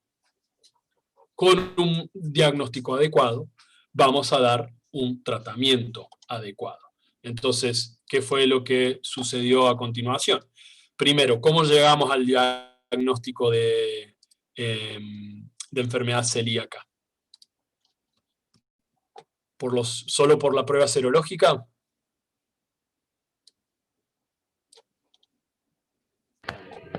Habría Por que hacer biopsia. Exactamente. Entonces, la biopsia duodenal se hace por una endoscopía digestiva alta, habitualmente lo van a ver como EDA, acá la tienen. El endoscopio justamente llega hasta aquí, el endoscopista, que habitualmente es un gastroenterólogo, reconoce que una vez que ya está en el intestino delgado, más específicamente en el duodeno, que la mayoría de la reacción anti-gliadina se da justamente acá. Ya macroscópicamente el gastroenterólogo puede incluso hasta valorar que se trata de un intestino enfermo, por eso saca fotos habitualmente en la endoscopía y lo describe macroscópicamente, y con un instrumento que es similar como a una pinza de 3 dientes de ratón, toma varias muestras para que luego sean procesadas, y tenemos la tinción, como les acabo de mostrar en la ilustración de ese modelo de fisiopatogenia de la enfermedad celíaca. Esto es lo que es diagnóstico, ¿sí? Así que no siempre nos tenemos que quedar con la serología, si bien es justamente algo altamente sospechoso que nos invita a tratar de marcar que esto puede llegar a ser este proceso patológico, siempre se tiene que confirmar con la biopsia. Entonces, ¿qué indicamos? ¿O cómo es que evitamos el proceso autoinmune si los riesgos de la endoscopía son altos? Ya voy a contestar eso al final, ¿sí? Voy a terminar de aunar el práctico. Entonces, si tenemos que los factores genéticos los podemos modificar, podemos hacer terapia genética para modificar el complejo mayor de histocompatibilidad en una persona. No. No. Podemos ir hacia el tiempo y tratar de que el paciente adulto tome más pecho o que no le hayan introducido gluten en una edad temprana?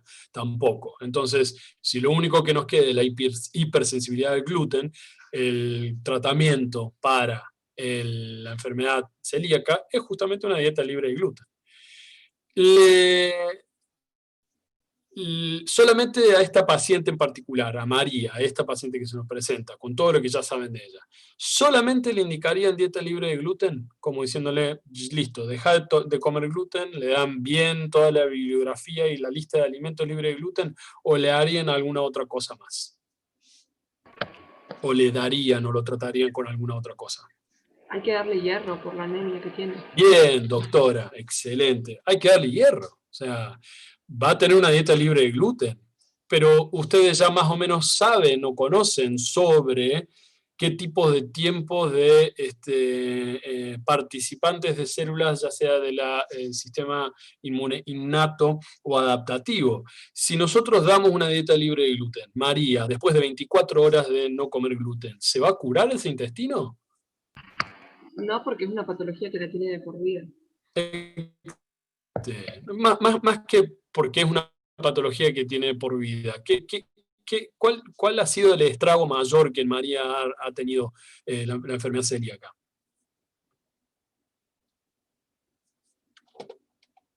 Puede ser una absorción o sea, puede ser una disminución de la absorción general de hierro, que eso difícilmente Claro, se ¿y puede eso tratar. por qué se dio? Ahí lo La resalté. destrucción de las vellosidades.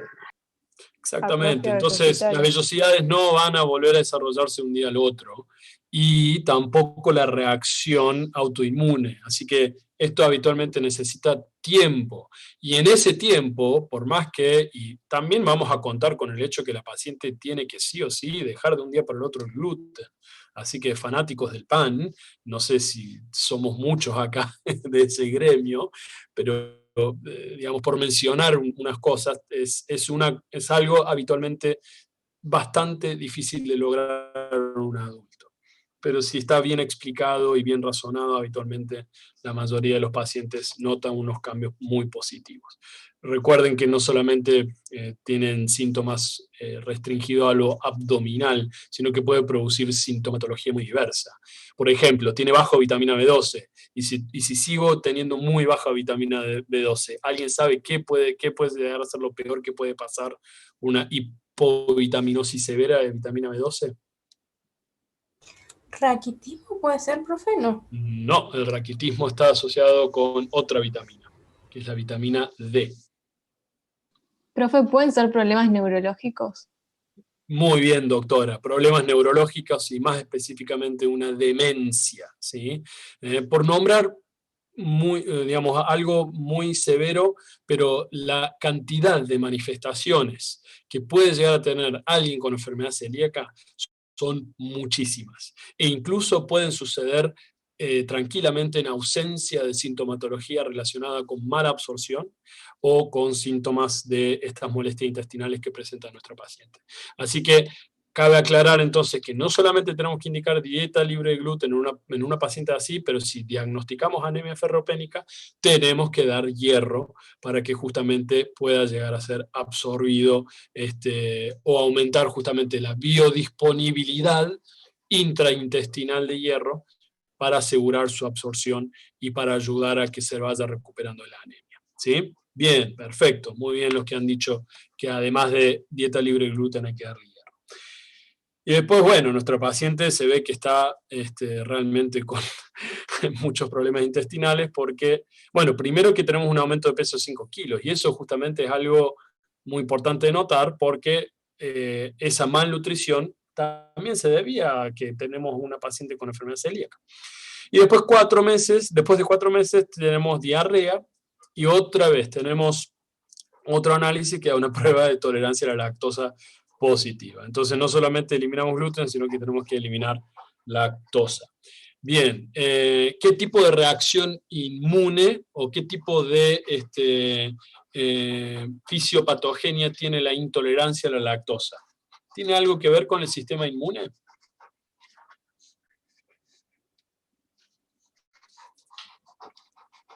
Sí. ¿Sí?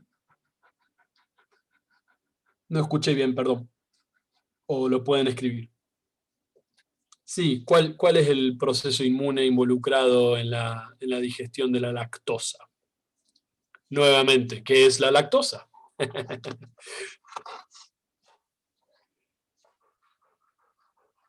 Perdón si se escucha muy fuerte mi perro. ¿Qué es la lactosa? Es un hidrato de carbono. ¿Sí? Es complejo, es no complejo. ¿De qué está? Es un disacárido. ¿Sí? Entonces, ¿cómo se digiere la lactosa? ¿Gracias a quién? Empieza con en y termina con enzima. Muy bien el doctor que puso. La lactasa. ¿Y dónde está la lactasa?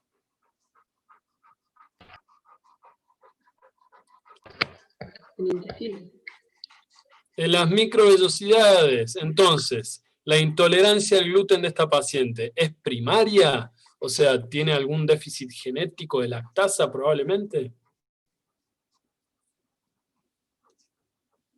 No, muy bien, muy probablemente por la atrofia vellositaria, también todo este proceso inmune ha barrido por completo con la lactasa. Así que no es para nada ilógico que probablemente lo que cambió de nuestra paciente es que tuvo que suspender el gluten y probablemente comenzó a, ya sea por decisión propia o probablemente consultó con alguien en nutrición que probablemente no previno adecuadamente que gracias a su atrofia vellositaria iba a tener que suspender temporalmente los lácteos. Así que muy probablemente en estos pacientes tenemos que suspender los lácteos por la atrofia vellositaria.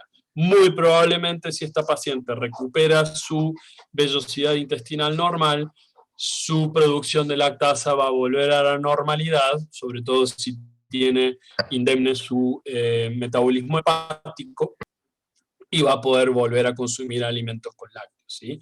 Así que la dieta sin gluten y sin lactosa, no sé si por 9 meses lo dejaría sin lactosa, salvo que la paciente no la extrañe mucho. Habitualmente los hábitos alimenticios de una paciente o de un paciente que realmente se apega a la dieta se mantengan y pueda llegar a adoptar nuevos hábitos alimentarios, sobre todo si significa que vaya a tener una mejoría sintomática. Bueno, muy Profe, bien. entonces esta paciente, Hasta aquí llegamos. Preguntas.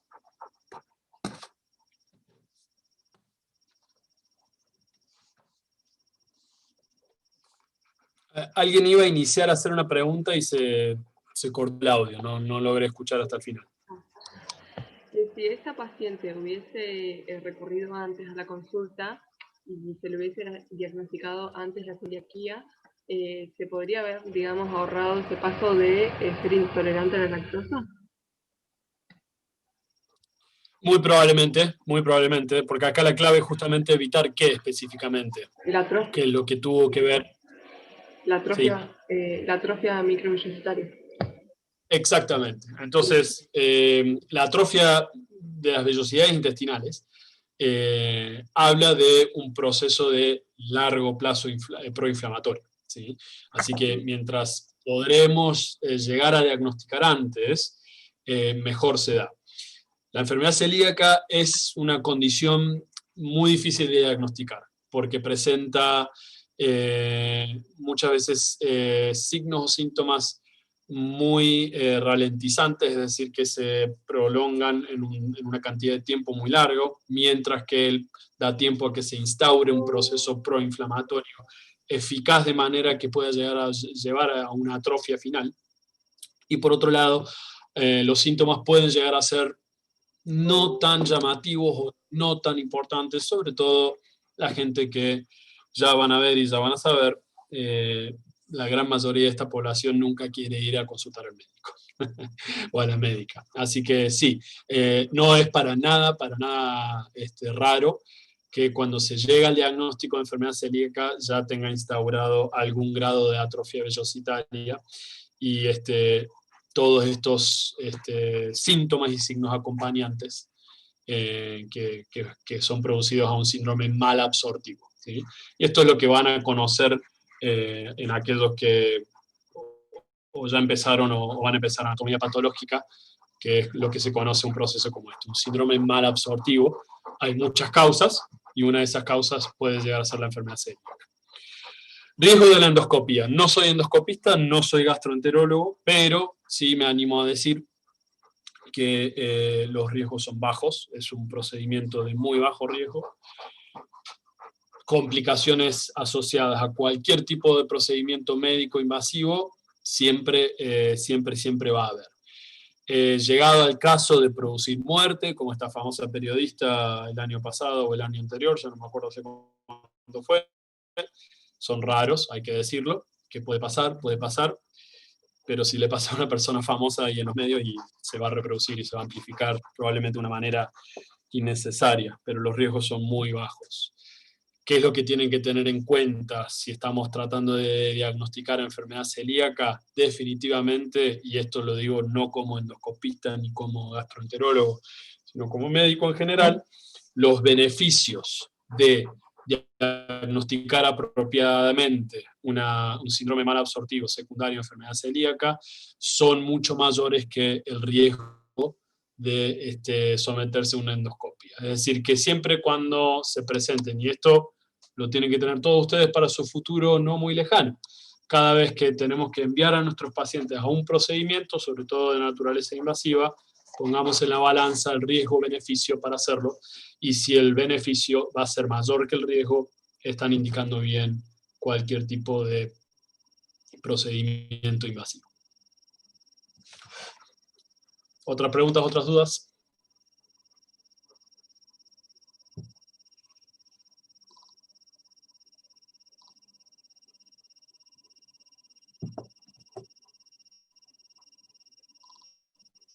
Bueno, entonces, la idea de estos prácticos, y sobre todo basados en casos, es un poco hacer mucho hincapié en el proceso del análisis de un paciente a raíz de cierta sintomatología, ciertos signos que presenta, y cómo es la relación estrecha de un proceso fisiológico al desarrollo de una patología, o qué es lo que puede llegar a estar fallando en el proceso fisiológico, y llevarlo a la manifestación del signo-síntoma que vamos a tener en la presentación. Y eso es un poco lo que quiero hacer ver. Y justamente también lo importante es la relación entre algunas cosas que podemos encontrar, tales como en este caso en particular tuvimos un examen complementario en que nos demuestra que hay una anemia, y hay una anemia porque hay una anemia. ¿Cómo podemos saber que la anemia fue por déficit de hierro? Si tenemos un déficit de hierro, ¿por qué es ese déficit de hierro? Y el déficit de hierro eventualmente lo encontramos en el intestino, que no se está absorbiendo, y no se está absorbiendo. ¿Por qué? ¿Y cuál es el proceso que hace que el intestino no absorba adecuadamente? Porque tenemos un proceso proinflamatorio. ¿Qué hace específicamente ese proceso proinflamatorio? ¿Cuáles son los actores esenciales de ese proceso proinflamatorio? Los actores esenciales de ese proceso proinflamatorio son los que conocimos en la respuesta inmune. Sí, ¿cuáles específicamente? ¿Y por qué es importante conocer qué hace una citoquina, un interferón, quiénes las secretan, cuál es el rol de las células T natural killer o TNK, cuál es el rol de las células CD4 positivas, qué es lo que distingue las células CD4 positivas en sus marcadores del complejo mayor de histocompatibilidad. Bien, esto es una linda patología que podemos ver las bases moleculares del desarrollo de un lugar tan ínfimo como es la lámina propia intestinal a las manifestaciones sintomatológicas que puede llegar a tener un paciente o una paciente, ¿sí? Me gusta mucho entonces analizar en estos prácticos y hacerlos participar de esta manera. Noten que no hace falta que todos estén dotados de un gran conocimiento previamente a entrar acá, pero la idea es justamente promover el pensamiento y el razonamiento a través de esto, y sobre todo cuando tengamos por ahí algunos casos clínicos en donde no vamos a tener la respuesta. Acá ya teníamos claramente la respuesta en el desarrollo, pero vamos a ver otro tipo de casos clínicos para esto, ¿sí? Bueno, la semana que viene vamos a estar abocados a lo que a mí más me gusta, que es lo de cardio, así que les espero. Y por favor, siéntanse libres de seguir haciendo preguntas a través de Petco, ya sea referido a esto o en el futuro cualquier otro práctico en el cual yo participe. Así que también tienen en Petco mi mail personal. No tengo ningún problema de recibir consultas ahí también, ¿sí? Así que espero 2 minutitos más, así los que no estén tan hambrientos o con ganas de preparar la cena y quieren quedarse a hacer preguntas, los leo, ¿sí? No tengo ningún problema. Bueno, gracias a aquellos que están dejando opiniones positivas de la clase, así que muchas gracias. Profe, muy buena la clase. Bueno, gracias a ustedes.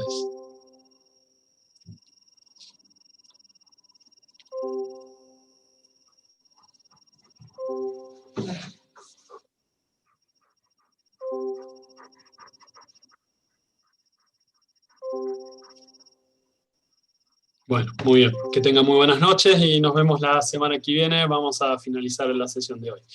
Chao. Gracias por participar.